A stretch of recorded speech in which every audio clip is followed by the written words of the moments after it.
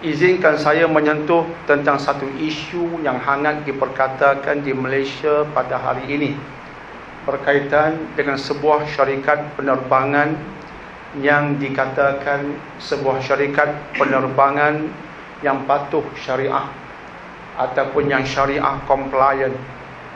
Syarikat itu bernama Rayani Air.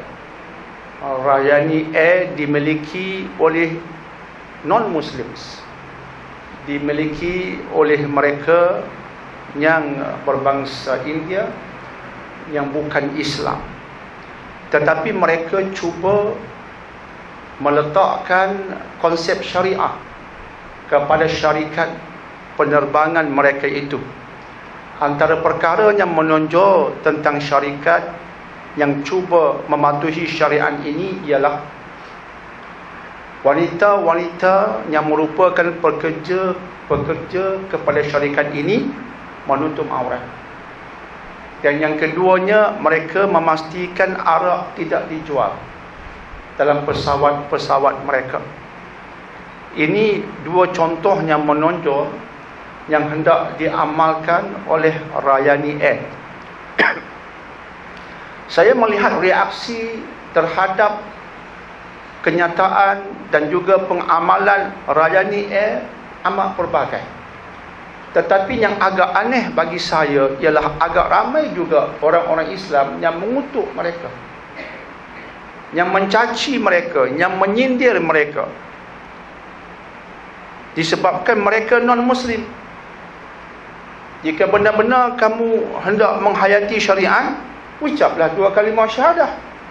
Itu lebih utama. Mereka menyindir yang non-Muslims ini. Jika hendak patuh syariat, takkan sekadar menutup aurat dan meninggalkan arak sahaja. Kutukan demi kutukan ditimpakan ke atas mereka, yang anehnya dari kalangan orang Islam, dari kalangan yang bukan Islam, sebagaimana dilaporkan di BBC. Itu tidak pelik. Kalau kita baca laporan di BBC yang melaporkan tentang Rayani Air, orang Barat memang mengutuk syarikat ini, yang bagi mereka cuba mempromosi Islam sekaligus keganasan. Itu tidak aneh, sebab mindset orang kafir di Barat sudah kita fahami. Tetapi yang aneh bagi saya ialah mindset orang Islam yang mengutuk syarikat ini yang cuba memuliakan syariah. Jika non-Muslim mengutuk syariat, memang kita marah. Jika non-Muslim merendah-rendahkan syariat, kita marah ataupun tidak? Memang sewajarnya kita marah. Sebab syariat dikutuk, syariat direndah-rendahkan. Memang sebagai orang Islam kita akan memarahi mereka. Sekarang tidak. Mereka bukan hendak merendah-rendahkan syariat, mereka hendak memuliakan syariat. Tiba-tiba kita mengutuk juga. Non-Muslim merendah-rendahkan syariat, kita kutuk. Itu agak munasabah, lagi wajar. Tetapi non-Muslim nak meninggikan syariat, hendak memuliakan syariat, tiba-tiba itu pun mendatangkan kutukan kita. Pada pengamatan saya, otak orang Islam perlu diperbaiki terlebih dahulu. Otak-otak orang Islam ini perlu diperbaiki terlebih dahulu. Sebab bagi saya, jika orang bukan Islam nak memuliakan syariat, sepatutnya kita memberikan penghargaan. Sepatutnya kita berkata tahniah dan terima kasih, sebab kamu memuliakan syariat kami, bukan mengutuk syariat kami. Thank you. Kita sepatutnya menghargai, give our appreciation to them, show our gratitude to them, tunjukkan penghargaan kita. Tiba-tiba kita mengutuk, otak orang Islam perlu diperbaiki terlebih dahulu dalam konteks ini. Hargai mereka, cuma kita boleh menambah bahawa patuh syariah, syariah compliance, bukan sekadar menutup aurat, bukan sekadar meninggalkan arah. Itu memang tuntutan syariah. Bagus, very good. Itu memang dituntut oleh syariah. Tetapi syariah compliance bukan sekadar itu. Terangkan kepada mereka bahawa syariah bukan sekadar itu. It is more than that. Tetapi apa yang you buat, bagus, alhamdulillah, terima kasih. Kemudian fahamkan mereka bahawa kepatuhan kepada syariah lebih daripada itu.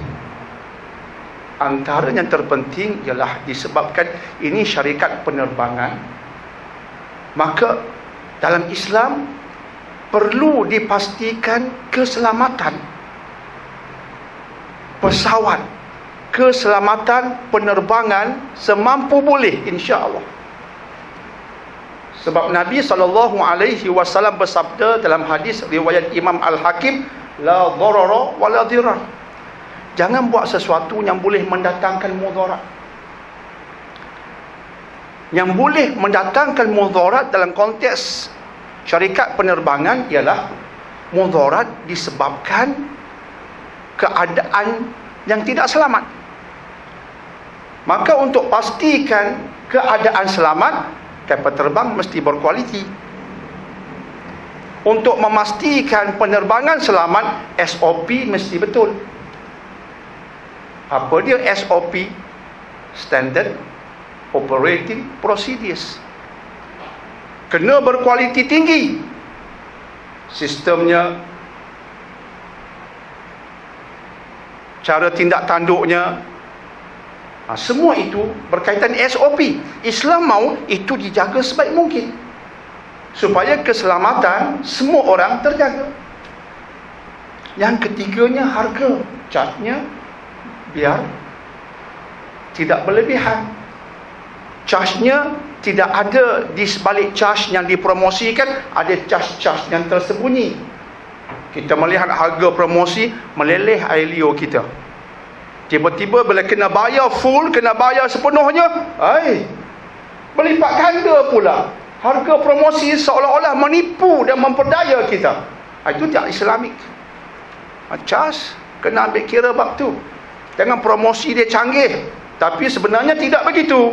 Ada charge-charge tersembunyi.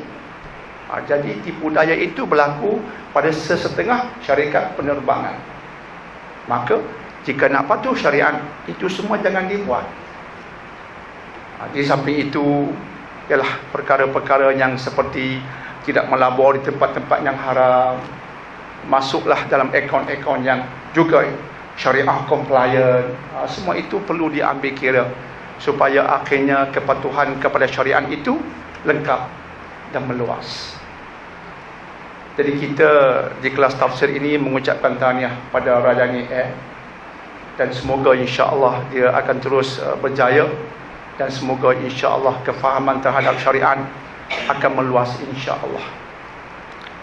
Saya terfikir satu perkara bila Rajani Air mula beroperasi, saya beritahu pada isteri-isteri saya teringat kalau boleh nak bertemu dengan pemilik syarikat ini, paling kurang nak menghantar surat kepada mereka, nak menyatakan penghargaan saya, dan nak buat suatu MOU dengan mereka. MOU dalam bentuk, saya ada buku Islam The Misunderstood Religion. Saya nak berikan buku itu kepada pemilik ini yang non-Muslim secara percuma. Dan saya nak berikan buku saya juga secara percuma untuk mereka hadiahkan kepada penumpang-penumpang yang non-Muslim yang menggunakan Rajani Air. Khas untuk non-Muslim, supaya non-Muslim yang menaiki Rajani Air masing-masing mendapat satu naskah buku Dr. Daniel Islam The Misunderstood Religion, dengan harapan mereka di atas kapal terbang mungkin membacanya, ataupun selepas mendarat mungkin membacanya, paling kurang selepas mereka menaiki Rajani Air mereka lebih memahami Islam. Ikut terfikir di otak saya, baru terfikir, belum buat apa-apa lagi. Tadi doakanlah semoga apa yang saya fikirkan tak berhenti sekadar pemikiran. Semoga akan dapat saya terjemahkan dalam bentuk praktikal.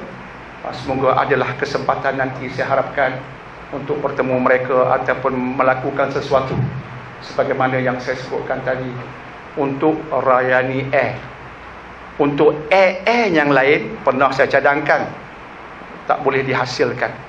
Sebab itulah, sebab inilah, problem itulah, problem inilah. Akhirnya apa pun tak jadi. Saya pernah cadangkan pada syarikat-syarikat tertentu yang dekat dengan saya, tapi tak pernah dapat dihasilkan sesuatu yang betul-betul dapat dimanfaatkan oleh penumpang-penumpang. Tapi mungkin dengan Rayani Air saya nak usahakan sesuatu. Semoga Allah permudahkan, insya-Allah.